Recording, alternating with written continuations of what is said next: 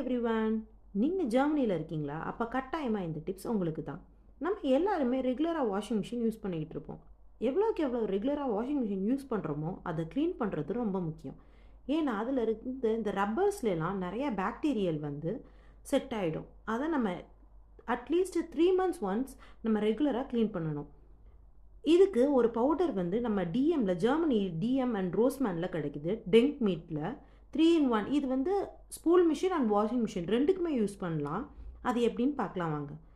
அந்த powder R லிக்யூடை cut பண்ணிவிட்டு நம்மளோட ட்ரம்மில் போட்டுட்டு, லிக்யூடாக இருந்தால் நீங்கள் அதே கேனில் கூட உள்ளே செட் பண்ணிடலாம். நான் இன்றைக்கி வாங்கியிருக்கிறது பவுட்ரு வாங்கியிருக்கேன். செட் பண்ணிவிட்டு புண்ட் வாஷ் எக்கோவில் 60 degreeயில் செட் பண்ணணும். 60 degreeயில் செட் பண்ணிவிட்டு அது உங்கள் மிஷின் டிபெண்ட்ஸ். என்னோடய மிஷின் வந்து 1.5 hour காட்டுது. நீங்கள் ஸ்டார்ட் பண்ணி விட்டுட்டிங்கன்னா அது அழகாக உங்கள் வாஷிங் மிஷினை க்ளீன் பண்ணிவிடும்.